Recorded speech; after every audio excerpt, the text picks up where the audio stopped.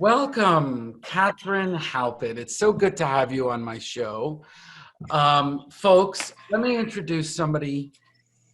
Um, I know I say this a lot, but please believe me, this is a really special human being. This is someone, you hear me talk about it all the time, and I'm very drawn to people like Katharine who have an incredible amount of gas. We can all laugh and roll our eyes in our head about, what that sounds like, but my audience knows what that means. And what that means is give a shit that you can't teach it, folks. You can't take a course in it. You can't get trained in it. You can't get a book on it. Everybody has a natural level baked in them. And this woman, no bull, has so much. You feel the energy coming off of her, how she just wants to make a difference for people in their lives, not just companies. And that resonates with me more than you can imagine. So a little bit about Katharine. She started out in the financial sector originally as an accountant, but then realized that she wanted to make a difference with people more than numbers, even though she had the numbers background. And in so doing, she has become one of the top consultants in Phoenix to some pretty large companies in helping them become more aligned with themselves, the people to the purpose. And if they're acquiring companies, get all those companies to be aligned together. She does other things, but that is one of the great gifts that she offers many of the companies here in Arizona. So Katharine Halpin, welcome to our show. Thank you, Andrew. It's just a privilege to be with you anytime, but especially now during these trying times with the coronavirus, it's great to be connected. It is, Zoom. and that's Thank why you're welcome, and it is, and that's why I'm stepping up the number of business member spotlights and interviews that I'm doing, is to try and help people and make people realize how many special people there are in this world doing special things. And yes, you're a service provider just like anybody else, just like I am, but there are truly special people making a difference, not just in the bottom line, but in how they do it. Like I always say, Katharine, there's many ways to get to success. Attila the Hun was enormously successful. That's right. Gandhi was enormously successful. The question you want to ask yourself is, how do you want to get there? Which path do you want to lead to success? And there are people that I find that are exemplary in this, and you're one of those people. Well, thank you. So Katharine, question for you. And I ask this question of everyone, where do you think this very high level of empathy and care that you have comes from? Why do you care or have so much gas compared to the average person? Where does that come from? Well, I don't actually know where it comes from. I think it's just part of my DNA, but I do know that it first showed up when I was 5 years old. I had two younger siblings and a third younger sibling on the way. And I had two parents who were just the life of the party, fun-loving, not so great on getting us to church on time and school on time. And so I put my hands on my hips in my mama's messy kitchen, and I said to myself, somebody has got to make a few decisions around here. I could just see it like a movie playing in my head, that my two little brothers could have a better time than my older sister and I had. And so, although we were really fortunate because we were the first two, so we did get a lot of attention and a lot of focus. And you grew up where? In Vicksburg, Mississippi. That's on the river, darling. Hence why you're talking live, right? I got it. Okay, keep going. So by the time I was 8 or 9 years old, I don't know exactly what age I was at the time, but my dad said to me, my dad has said to me one night at the supper table on Friday night, he said, hey, you could come into the office with me tomorrow morning. And I started going into his CPA firm. And of course, I was only 8 or 9 years old, so the only thing I could do was operate the microfiche machine. That's all I could do. He taught me how to push those two buttons and flip those bank statements over and take those pictures. And then, but by the time I was 12, I was going in after school and I was doing data entry. And by the time I was 15 or 16, I was a key person in that CPA firm. And my dad was super, super intelligent.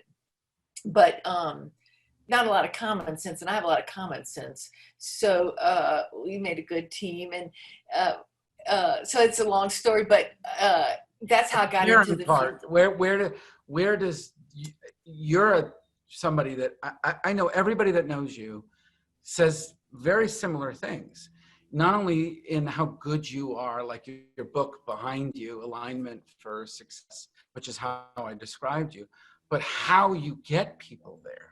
Yes. You know, Well, so I talked about, you know, those two people. How you get them there is such a, it's actually beautiful. It's like this loving journey you take them on.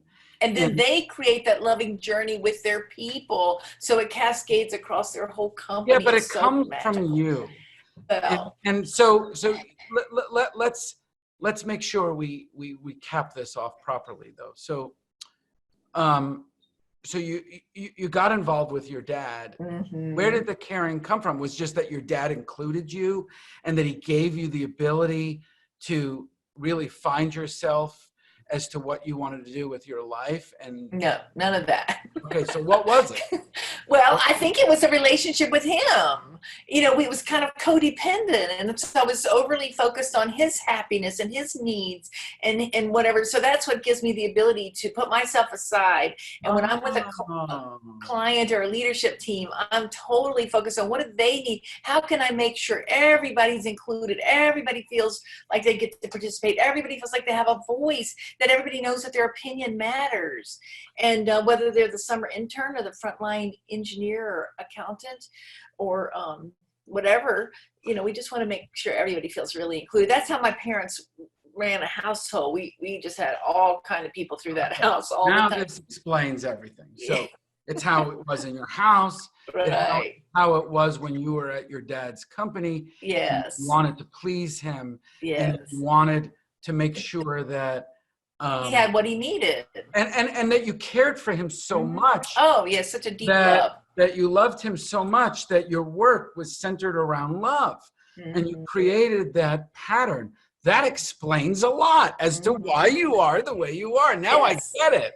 Thank you. And even though both of my parents were, you know, not really equipped to be parents, they were like, who are these 5 little short people running around our house? And why are they so needy? 3 meals a day and all that was just too much. But they were loving people. They never met a stranger. They both were such loving and such gracious people. Everybody, our friends, their friends, our neighbors, strangers. That my mother would meet people. She met some people from Estonia at the grocery store, invited them for Thanksgiving dinner. They just were so welcoming. My mom does the same thing. That's awesome. Yeah, so, and all races and all ethnicities. So that explains a lot. I mean, that explains a lot in the Katharine that I know. Thank you, so Andrew. Thank you for sharing. That. So you were in the accounting profession for a long time and moved your way up. Well, when you count my 8, when you start at 8, yeah, you get a lot of years fast. So you were an accountant or an executive in accounting company, some large companies, because I'm aware of your background. Yeah, but I wouldn't say I was ever an executive. I was, you know, I was a key player always, because I always made sure I was delivering, you know, over delivering. You weren't a CEO or C-level. No, definitely not. High level at some of these companies. But see, when I was 27, because I had so much work experience, I went to work. Well, maybe 28. 1987, I went to work for a CEO because I had such a depth of experience. That's correct. They brought me in to start an internal audit function in an organization with about 350 employees. And that's where I learned about the importance of the CEO being strategic and being inclusive and being transparent. And so he was a good role model, he or she? Well, just like with my dad, you know, you learn from the good and the bad. So I wouldn't say they were brilliant, but I will say it was a very volatile environment. And so we had, I only worked there 2.5 years, but I reported to 3 CEOs in that 2.5 years, because he left, he retired, the one that hired me. And then they brought in an interim. So I reported to the interim, and I reported to the board too, because I'm internal audit. And then they brought in a third one. So I got to see 3 different CEOs and their approach to being a CEO of a company that size, and their impact, how they impact, each one of them impacted in a different way. So when did you decide I mean, you were more than 20 years, I think, into your career, and you decided, I need a change. I need to do something. Well, in 1992, I was working for a firm out of Chicago in the Dallas office, and that was a big regional office for them. And they said, if you go to the Phoenix office, it's a much smaller office, you'd be the number 2 person in a 2-person office. And so I freaked me out because it had been hard enough for me to get from Vicksburg to Dallas. It never occurred to me that I would leave Dallas. So I waited a week. I couldn't even bring myself to tell my wife for a whole week. And finally, I told her after a week. We were traveling. We were on the East Coast on vacation when I told her. And she said, well, of course, it's your career. We have to go. And her dad had moved twice for his career. And so we packed up and moved here. And I didn't like anything about the company when there was some, of course, big company staffing changes. The guy who had recruited me to come here got fired between when I put my house on the market and when I arrived in Phoenix. But we loved Phoenix, and that was a turning point for me. I said, I don't want to do this accounting stuff. I really want to find something where I can work for people. And this was when? This was, we arrived here at Thanksgiving in 1992, and by about March 93, I said that. And so I enrolled in a training program to be a mediator in about March of 93. But you can't, even if you're a retired federal judge, you can't really make a living, a full-time living as a mediator. There's just not that much mediation going on even today. But I kept taking the training because I love that whole notion of win, win, win, win. Let's get everybody to be a winner here. Let's stay in the conversation. And then in 1995, I heard the term business coach, and I was like, what is that? And I came home and I told Bonnie, I said, I think I'm going to be a business coach. She said, well, that's all well and good, but you got to keep your day job. So I got to, and then synchronistically, I found one of the first 2 coach training schools. I got trained to be a coach from Coach U, and I kept my day job for 18 months, and then I launched. But within 6 months, in January of 97, I went full time. And so by the summer of 97, I was a facilitator. I would say to these business owners, this is complicated, and you should not be making this decision in a vacuum. Let's pull your team together, and let's get, I'll facilitate, and we'll get the best practices out on the table. And then to get collectively, you can make a decision, includes everybody will buy-in. So I went from facilitating those events to facilitating whole processes. Exit planning, succession planning. New CEOs brought me in many of them called it CEO boot camp. I've never been a CEO, been a COO, never been a CEO. Katharine, I need you to train me. And I'd never been a CEO either, but I had been working for them since I was 27 years old, and I'd seen the good, the bad, and the ugly. So that's how I got here. So I'm a facilitator of processes that typically accelerate the growth of a company, even if they bring me in for exit planning.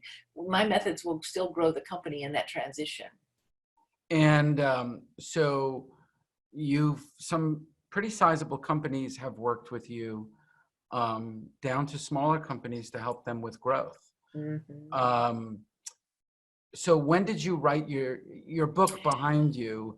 It's basically a culmination of of your work and your lessons learned, I guess. Yes. And when did you write that? Well, I started that process in 2008. And my original idea would be that I would write a book about one of my programs. It's called the Step Up or Step Out program. And it creates a really safe, encouraging work environment where people can get clear. Like, do I really have the strengths to be successful in this role? Or should I take a sideways step? Or should I self-select out of this company or self-select into a different role? So I made a list of all the clients I'd had up until that point and all the people that they had used that program with. And I had, dozens of stories, and I tape recorded them because that was before the smartphone. You couldn't record on your phone at that time. And my colleague, Matthew Howard, transcribed those. And then I hired a ghostwriter. This is in 2008, right after the downturn, because I said, I'm going to have more time on my hands. Let me invest in a book.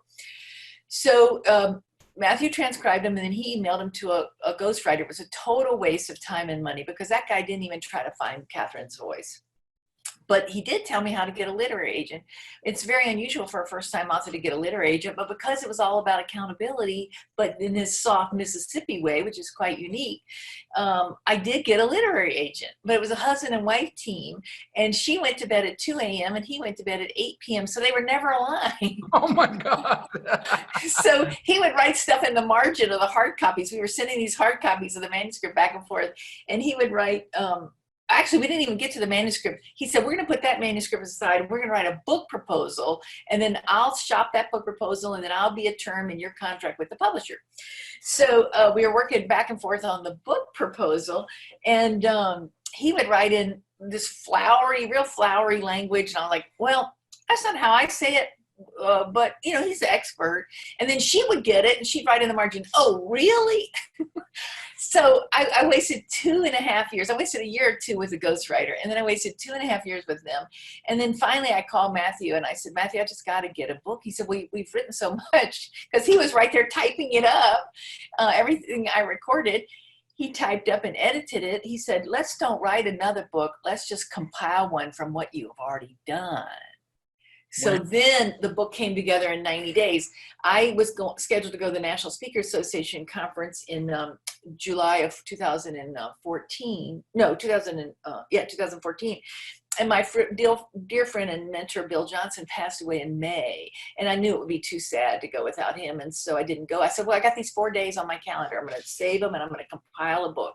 And I did that. And I sent it. I had 35,000 words. I sent it to Matthew. He sent it back in a month with 20,000 words. I didn't see that I was repetitive, but he did.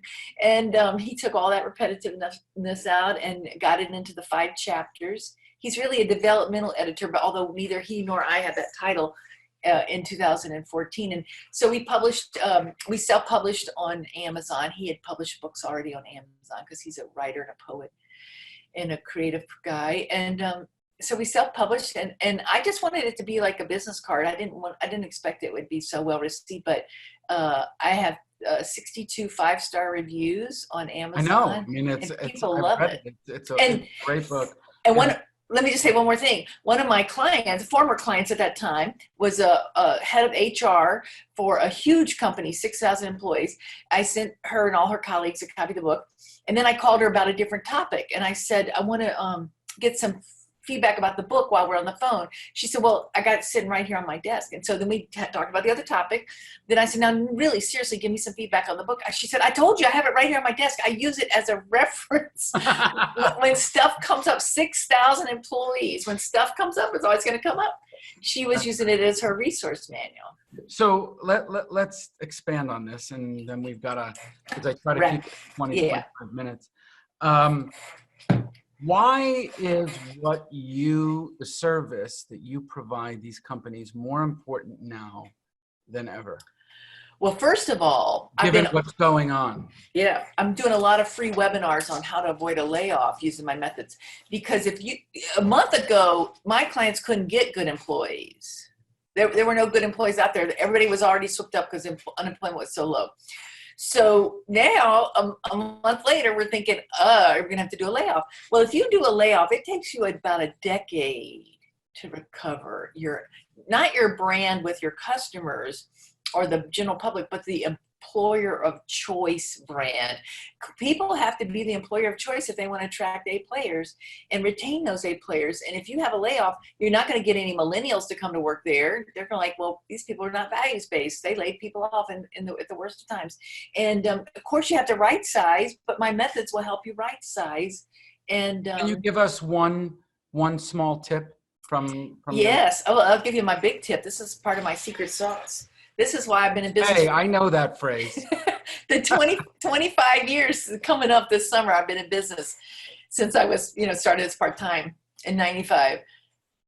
The key to all of my work, and the reason I've been so successful and been able to stay in business for 25 years, is that I hold people's hands and I make it real safe and easy for them to take personal responsibility. If you have somebody that's on your team that's a questionable performer, they're inconsistent, or they're a poor performer, if you take personal responsibility for the role you've played in that process, and if you think back there's 1,000 things that you could have done differently in hindsight, looking backwards.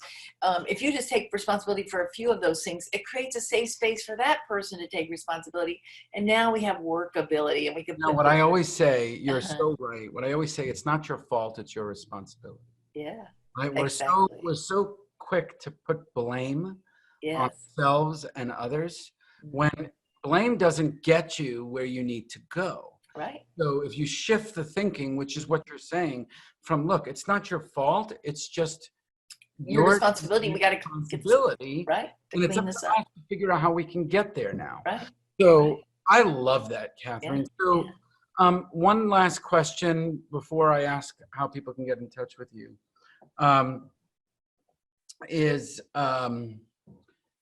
so you explained some tips and what people can do now. What if I was to ask you this, what help do you need now? Because everybody's going through some changes, right? So I have an audience listening to this. If they could make a difference in your life, what's the kind of help, Katharine? Well, I bring alignment to organizations in periods of change. So all of the industries that are thriving right now, like technology, my technology clients are overwhelmed because they're getting so much work. They're getting some clients that want to, scale back temporarily, but they're also getting new work from new clients. So logistics company, trucking companies, anybody that's growing right now, food distribution, I can help build alignment and minimize that chaos and confusion of that rapid growth. So anybody that knows anybody in those fast growing industries right now, you'd be doing those people a favor to introduce them to me, because I feel like it's a disservice. Companies because this is a brutal reality of how the world works. During downtimes, certain companies thrive and some companies don't.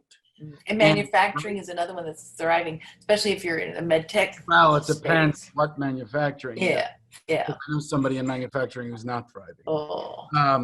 So if you know a company right now that's experiencing almost uncontrollable growth where they need to create order out of chaos.